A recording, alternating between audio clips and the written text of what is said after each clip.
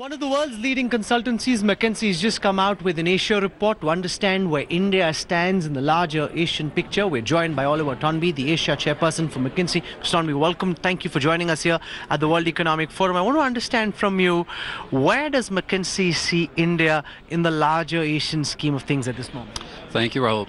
If you don't mind, just starting with the global picture first. So you're right, we've just come out with a report. It's called Corporate Asia, a Capital Paradox. What we've done is we've looked at the 5,000 largest companies globally. And to make it into that list, you need a revenue of more than $1.3 billion. These are the very largest companies in the world.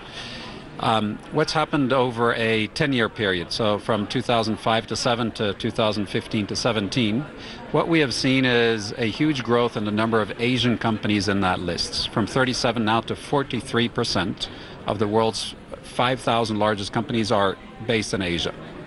We've also seen a couple of other things. Number one, a huge amount of new investment going into these companies. And actually, $1 out of every $2 invested in the last 10 years has gone into Asia. Now, China's gotten a disproportionate amount. $1 out of $3 has gone into China. But it still means that the rest of Asia has gotten a disproportionate share of investment. What we've also seen is quite a significant reduction in the returns globally. That is because of a couple of things. Huge increase in investment, but we have not seen that proportional increase in profits.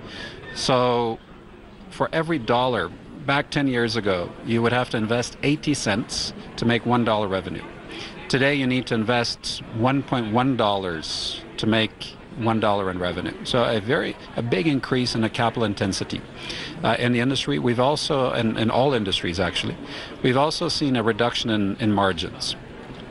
So the sum of all of this is that the returns on invested capital has gone down. And globally, we've seen that there used to be $720 odd billion in value creation. That has now gone down to a negative 34. So a reduction, significant reduction of value creation. And this is true across the world also, and in particular in Asia, which accounts for about half of that reduction. Now, if we then zoom in and start talking about what's happened where, we see energy and materials as a sector globally has actually had a very significant decrease. That's because we used to have a super cycle with very positive returns. It's now normalized. There's value destruction, frankly, globally, also in India in this sector.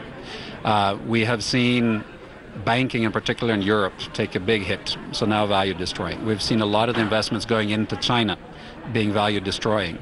In fact, 80% of the almost $10 trillion invested in China in the last 10 years has been value destroying sectors. So this is a little bit depressing. Now, to zoom in on your question around what about India in this picture, we've seen a little bit of the same picture. So now the total economic profit in India of those companies, and there are about 140 odd companies, Indian companies in the 5,000, they represent a value destruction of about $30 odd billion in the 2015 to 17 period. Now, if you double click on a few sectors, you will see that significant decrease in energy and materials, a significant decrease in the financial sector. You will see a couple of sectors kind of holding more or less steady, like capital goods, roughly flat. And you will see a positive increase in, for example, tech. So it's quite a nuanced picture, sector by sector. It's interesting that you mention it. A prominent Indian businessman recently came up with the phrase slowbalization. Earlier you had globalization, now you have slowbalization, and the McKinsey report seems to bear that out. I want to understand from you, what do you make of the economic news coming out of India, and how do the McKinsey clients worldwide see India as a prospect when it comes to upping their investments in the India story? So, Rahul, if I'm allowed to have, and I think Scott Fitzgerald, the author, said back in the 30s, the mark of a great mind is to have two opposing thoughts at the same time. So if I'm allowed to have two opposing thoughts about India at the same time, on the one hand, you get a little bit concerned when you look at some of the issues affecting India. Not only India, globally. You look at environmental sustainability, you look at inequality, you look at the slowdown in growth, and in India it's been a little bit more rapid in the last couple of years than we expected. You look at some of the geopolitics, some of the tensions going on, and also tensions inside of countries, and you get a little bit worried, to be honest. And I think that is also true about India.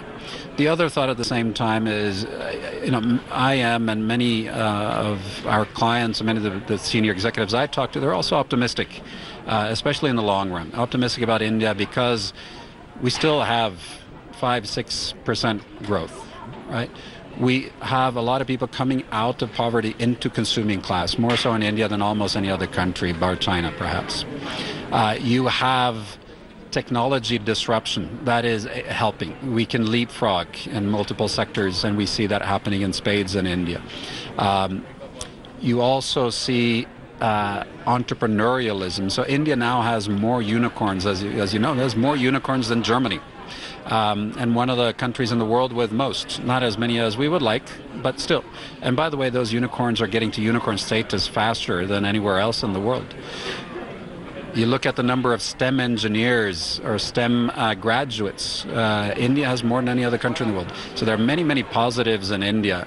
So, I hope at least in the medium to long term, I would call myself, and I hear, the buzz is realistic optimism, I would call it. Mm-hmm. You come to India fairly frequently. The Indian government has, after getting re-elected in May 2019, rolled out a whole series of policy maneuvers. Most notably, they've reduced corporate taxes for companies that start manufacturing now. Is that leading to companies internationally view India in a more positive fashion, think about new investments in India, or not really? So listen, I would say yes, but listen, absolutely. When you lower taxes and trying to create a more compelling environment for investments, absolutely. The but is, many companies I talk to, India it's large, it is complicated, it has its way of working. So many companies look at India and they're a little bit scared around how do I actually operate in India and how can I become successful. It's not only about investing there; it's actually making those returns and thriving. So what more would you like to see of all the clients you speak to? What would you like to see the Indian government do? What changes would you like to see in the Indian policy ecosystem so as to be able to ensure that there's more rapid investment in India? Now, listen, I think these are well-known topics, which is, we want to see the Indian government trying to attract more foreign companies. We want to see level playing fields where foreign companies can also take part. Now, we absolutely want, and I think even more importantly is, frankly, we want to see the Indian companies thriving as well, and perhaps even more Indian companies going outside of India. It's one of the great things about India. You see some of the many national champions that have ventured outside India. We look at the system integrators, some of the tech players in the past, some of the recent energy and minerals and mining companies that have gone outside India and absolutely made marks for themselves. And I think we would love to see even more of them also venturing outside of India. Fantastic. Thank you very much for joining us. Thank you. It's been a pleasure. Thank you very much.